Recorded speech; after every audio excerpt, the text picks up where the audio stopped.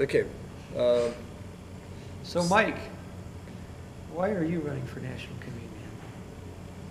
well, there are a number of reasons. The most serious reason of all of those reasons is the fact that I'm very concerned about the future prospects of survival in the Republican Party, and I mean survival of the Republican Party at the national level. In the year 2006, the Republican Party did very poorly in races, what are called the off-year races for Congress and U.S. Senate. And as a result, we now have the Democratic Party in complete control of the House of Representatives. The Democratic Party is in pretty strong control of the Senate. It's a narrow margin, to be sure, but we face a very difficult situation this year because we've got situations where Republicans are basically retiring rather than face the ignominy of defeat against Democrats in this kind of political surge that's going on right now where Republicans are kind of running for their lives. We have a situation in the Senate right now where, if I'm not mistaken, 33 seats are up for election. Out of those 33, 22 are in Republican hands at a time when the country is decidedly anti-Republican. And so the question is, how many of those seats will remain in Republican hands after it's over? If the Democrats pick up a net of about 9 seats, they will then have 60 seats in the Senate. And if you're familiar with the concept of filibuster and cloture, 60 seats is enough to shut down any filibuster, which means that Republicans will never be able to filibuster bad bills ever again. So what can we do to change that? Well, probably nothing this cycle, but my concern is that if you look at our situation in 2008, we have what we have. We have a Republican nominee who has been chosen by a process that some of us think is anything but mathematically representative of the will of Republican voters. And the problem with that is, when you've got conservative luminaries, for instance, like Rush Limbaugh, Ann Coulter, Sean Hannity, James Dobson, Glenn Beck, and when you've got those kind of people that have their faces on the front cover of Newsweek magazine with the title of the article being why they hate McCain. Okay, it's problematic because we've got a candidate that doesn't seem to really motivate the Republican base at this time. And when you go back and look at the races where he prevailed, in a lot of those cases he won a lot of delegates, even though he didn't really win that big a margin of the actual vote. When you've got a 37-34 result where he comes in first and, say, Mitt Romney comes in second, if it's a winner-take-all state, then McCain gets 100% of the vote of the delegates, but he only gets, Romney gets 0% of the delegates. And so you have this mathematical skewing that just completely throws things off to where, in the Republican races here, we got to where McCain had pretty much won the entire nomination on the day of what was called Super Duper Tuesday, February 5th, which was technically the first day of the real legal calendar period. Okay, and so what we have is John McCain being chosen by a system where all the states get to do whatever they want, and they can choose whether it's proportionate distribution of delegates or whether it's winner-take-all distribution. And so many states have both opened up their primaries to independents and Democrats and used the winner-take-all principle, and they've all kind of leapfrogged over each other to where you have all of these states at the same time, to where it takes an enormous amount of money for a candidate to be able to compete in those. Like on that day you had 22 states roughly. The amount of money that was required to be competitive in all 22 states was literally off the scale, out of the reach of virtually any candidate except for maybe those who could self-finance. Mitt Romney was self-financing at that point, but the infusion of those Democrats and independents, with Romney having to split the field with all of these other candidates like Duncan Hunter and Fred Thompson and Rudy Giuliani. You could argue that Rudy might have been splitting the vote with McCain, but for the first 5 elections, Giuliani didn't even figure in the races. He just kind of stepped back and kind of let McCain take that entire left wing of the party to himself, while the other candidates on the right were splitting up between 4 and 5 candidates.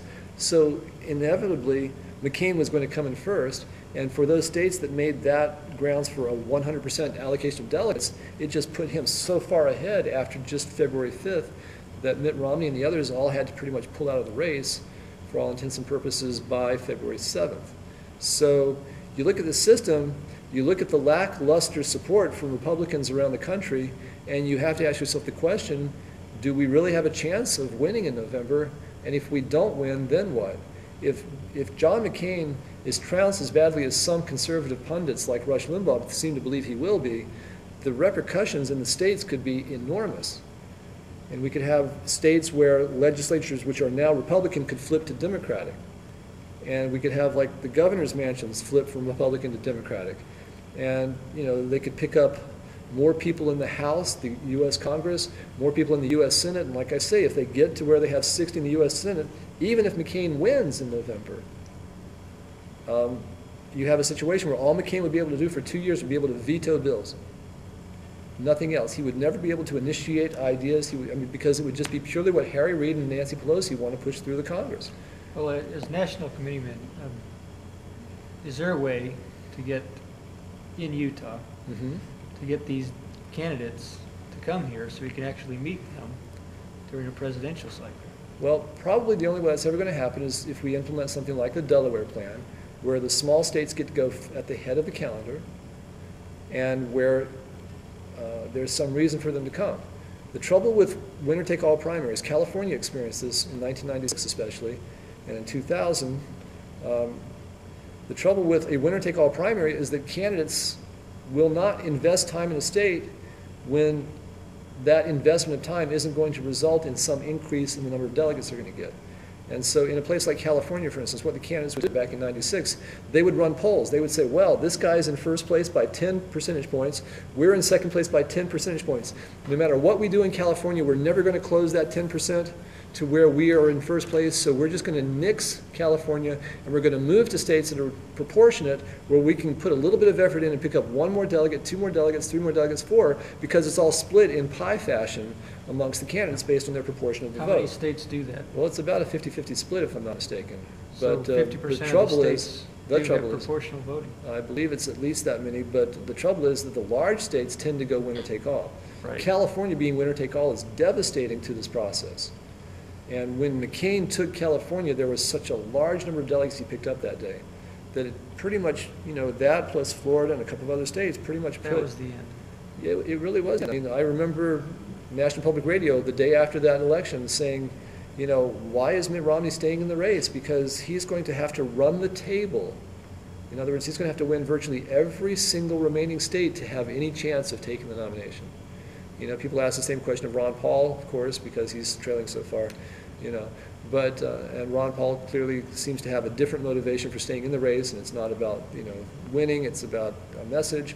Well, and so this is what we end up with. We end up with a system where the people who actually had a chance of winning all clear out.